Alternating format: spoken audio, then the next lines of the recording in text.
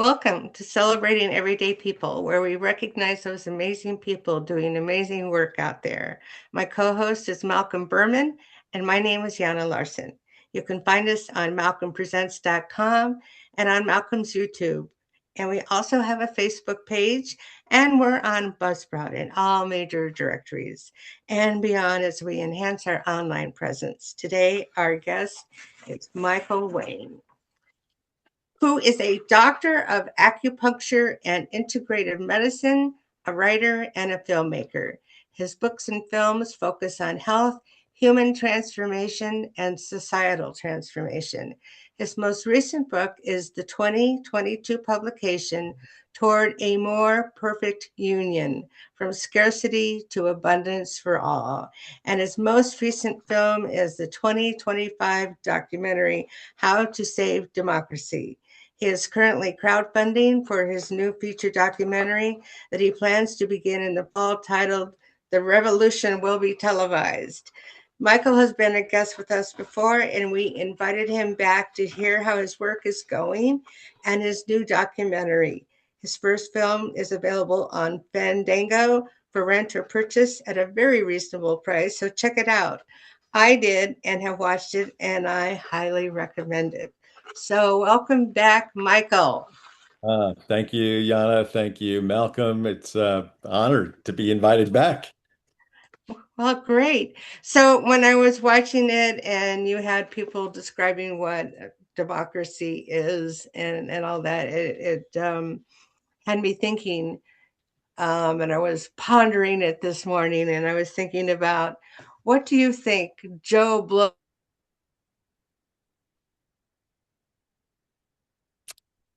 Eee.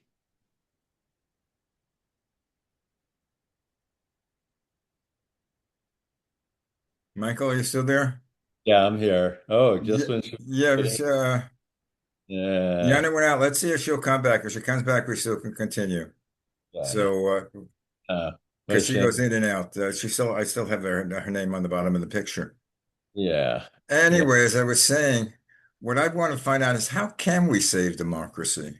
Or can we save democracy? It's with there we lost her. Yeah, with each passing day and each passing horror, it seems like what a what a mountain we have to climb back onto to reverse the trends. This Trump isn't the be all and end all of this demise or what we're seeing with democracy. It's been a many decade journey to get to this point, and so we have to really, post Trump, this country, the United States, really has to face up to the demons of the anti-democracy movement and really be strong about putting it in its place, doing something about the Supreme Court, about the way we elect candidates, the Electoral College. Um, yeah, this country, the democratic process has been hijacked by anti-democracy forces, and a lot of it stems from how Congress is made up. The Senate is very anti-democratic in terms of two senators from each state, and the gerrymandering that goes on in the House, and again, the Supreme Court, and Yeah, I mean, there's so many things that I have a question about, like, talking about two senators from each state. Mhm. There are two senators from California, two senators from New York, which of Mhm. course have the people. I think Yana's going to be joining us. Yana, we're just Here going to I continue. am. We're continuing. I Uh, see that. and and yet there are two senators from South Dakota, two senators from Wyoming. I think we have more population in California and New York than they have in the entire, like, almost the entire country. Yeah, Okay, well, she's going again. yeah, No, yeah. I'm still here. I just turned off my video to see if that would help. Oh, okay. Yeah, and I think it's something like 50% of the population in the United States lives in about 10 states. So 50, that means 50% of the Senate is made is from are not 50% of the Senate, but 20 senators represent 50% of the population. Right. 80 senators represent the other 50% of the country. And the 10 states with the 50% of the population are mostly blue states, California, New York, and some of the more, especially the states with urban centers. Um, so it's very undemocratic in that regard too. So there's many aspects to it. And the money, the influence of money in elections. Well, they have which I think was one of the downfalls of our democracies was Citizens United, Yeah, yeah. where they could put up. I mean, that's that introduced Elon Musk into the whole thing, Hmm. and I think he spent about $250 million to get. Uh, I Trump mean, elected. that's sort of obscene. Yeah, it's no other democracy in the world operates the way the United States does with the lack of guardrails on money. Right. And we were talking about the Supreme Court, and one of the recent Supreme Court rulings gave even more power to that Citizen United ruling, allowing for these super PACs to align and coordinate with candidates, and super PACs can have as much money as they want, and a lot of it's the dark money. So yeah, it's Yeah. Well, I think we talked about it before. It's the problem is, let's say with the House, representatives are elected for 2 years. mhm. And I think the first thing they do after they're elected is to try to get money to get reelected. Oh yeah, yeah, it's really expensive. Some of these congressional district races are just mind-bogglingly expensive, the amount of money that gets spent. It's Yeah. it's And now it's throwing the whole thing into a turmoil is the fact that people do not trust the election system anymore because he's been planting. Trump Mhm. has been planting the thing is if I lose, it's fixed. Uh-huh. Yeah. And Yeah. if I win, it's fixed. Yeah. Heads I win, tails you lose. Right. Yeah. If I win, it's legitimate. Yeah. Yeah. Yeah. Now we are embarking on a tonight. He has Yeah.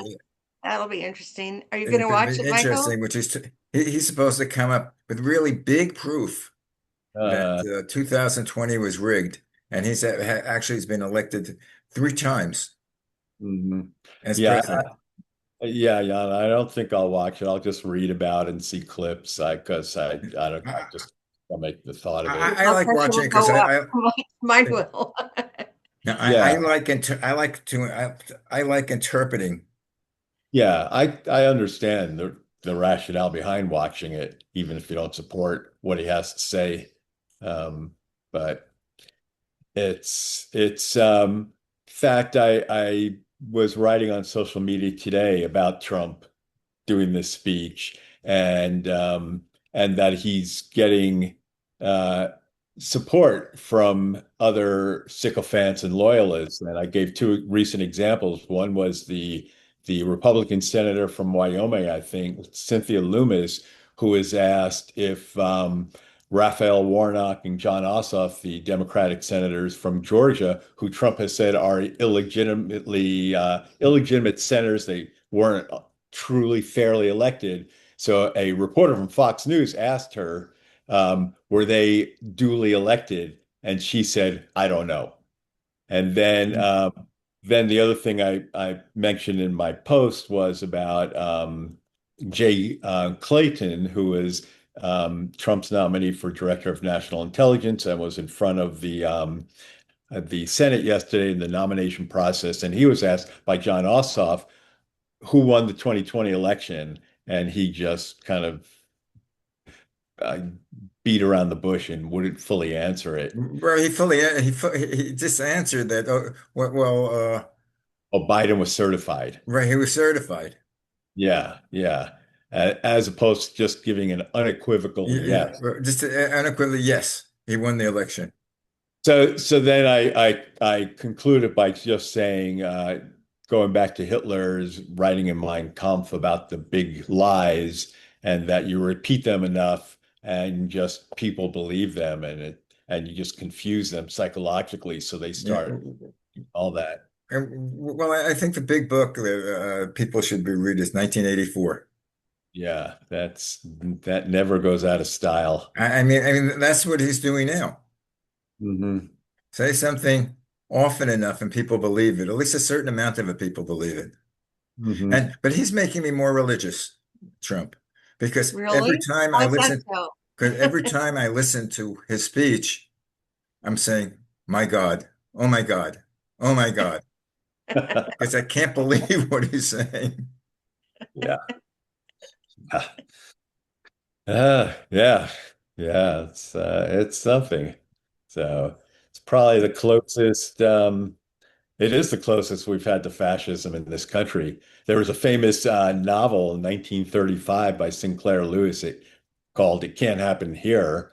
And it was a satire about our fiction, a dystopian novel about the fascism that going on in Europe coming to America.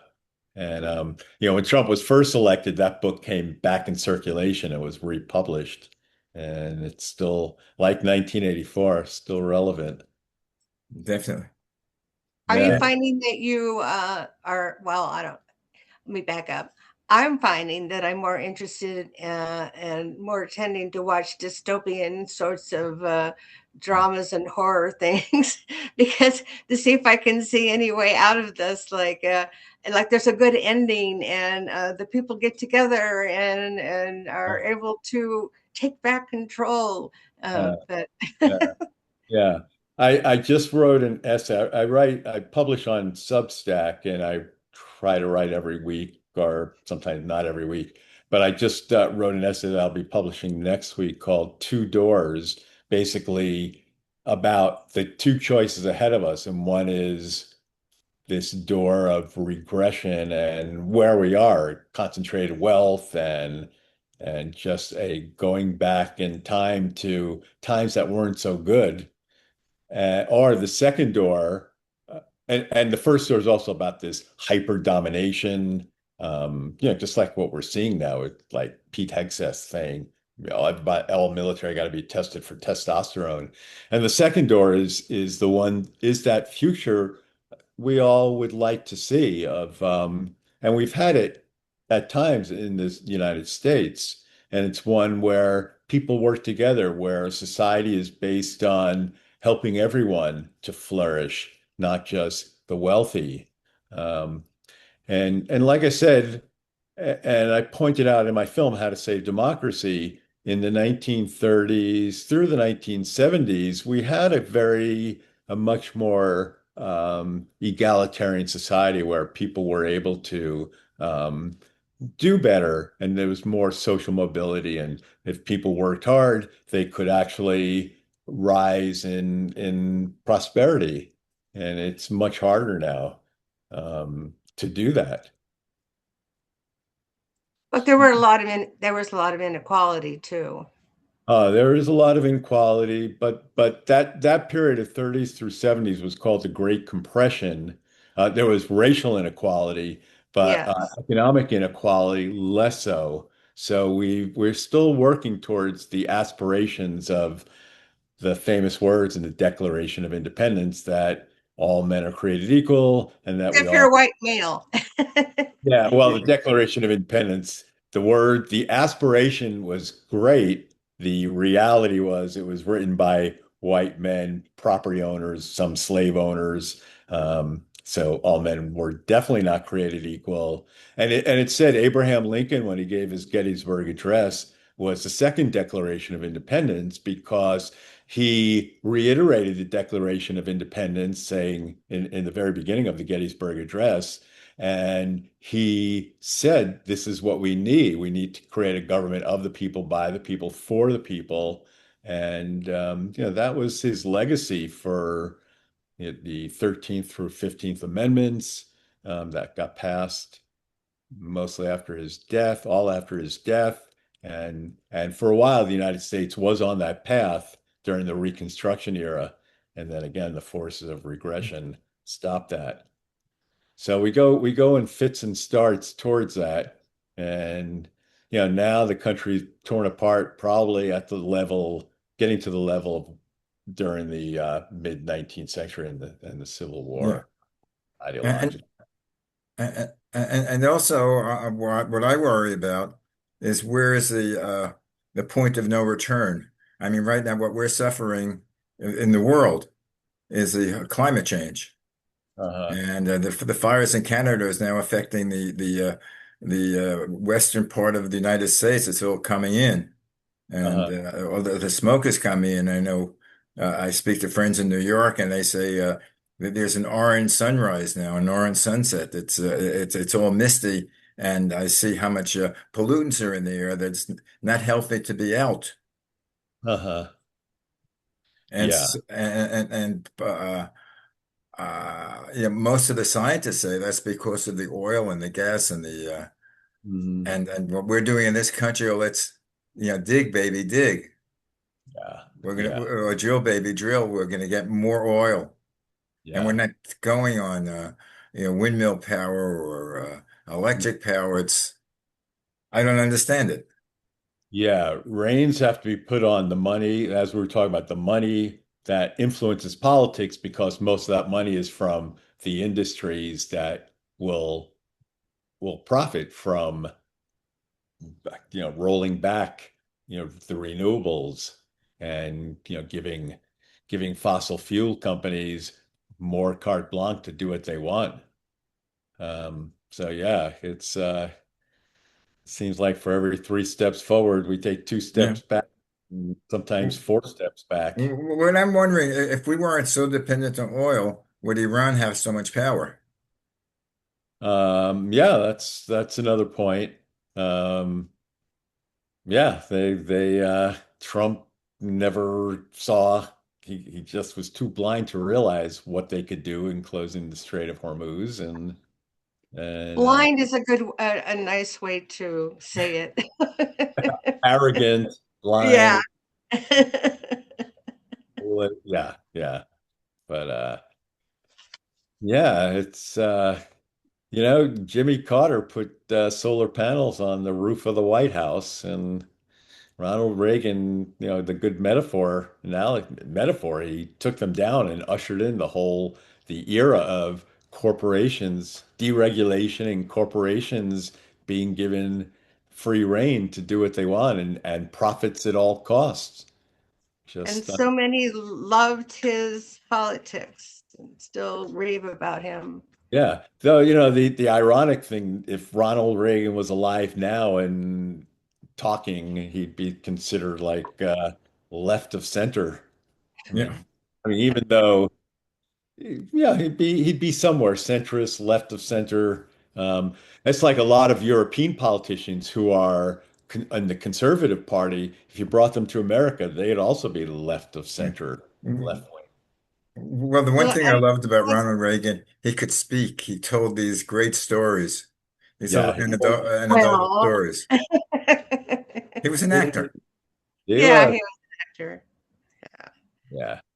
that should but have been a clue. so Yeah. what is your next project? The film is called, and it's a follow. The film is called "The Revolution Will Be Televised." As I said, I'm doing crowdfunding for it right now, and it's basically the follow-up to How to Save Democracy. So when I use the word revolution, well, one, the title, "The Revolution Will Be Televised," is a kind of a riff on the famous spoken word poem song by Gil Scott-Heron, which was "The Revolution Will Not Be Televised." So.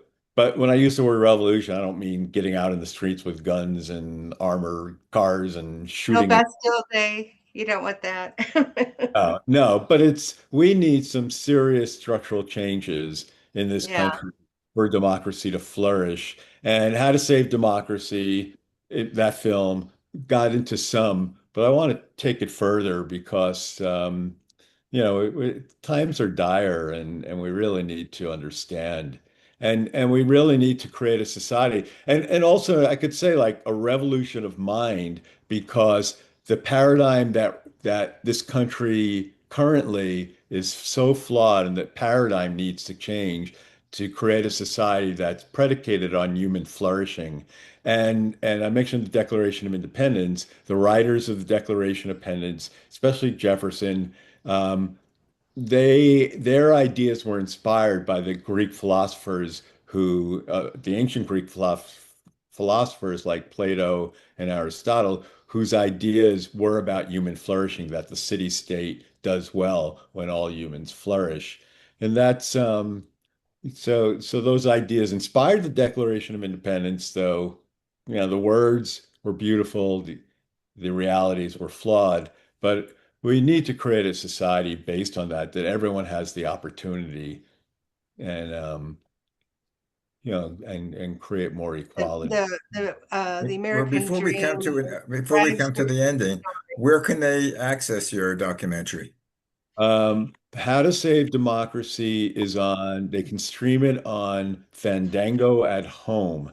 Yana mentioned Fandango, but it's actually Fandango at Home. So if you go to Fandango at Home and then in the search bar, put in the name of the film, How to Save Democracy, they can stream it, rent it, or buy it, either one. Um, and you will not be disappointed by watching it. It has a lot of really good people speaking in the film who are really brilliant, and insightful. Now, just before we end this, I want to find you have a really holistic background, like in medicine or treating people. How is this relating to people treating people with all this anxiety that's happening in today's world? Yeah, and I've seen more people coming with anxiety and just feeling unstable coming to see me. So yeah, things like acupuncture can really be helpful, for that. I it would be great if the world were more stable, our society were more stable, but at least if we can just try to be as grounded as possible in dealing with everything, it really helps. It's a very Right. ungrounding times. Okay, and before we leave, I just want to advise the audience. We had some at the beginning of the show. We did have some technical difficulty where Yana's having difficulty with her reception, so she blocked out for actually it was probably only about 30 seconds. Oh, But we really? just Okay. continued until Well, she got it back, seemed and like I think we have a great show. all The rest of right. it. Yeah, yeah, it's really fun. Yeah, well, in spite of it all, it seemed to have worked out. So we'll do our best to help you, Michael, get the word out. Thank you. But so, Malcolm, are you ready for me to I'm do to ready for you to do your out? famous rap.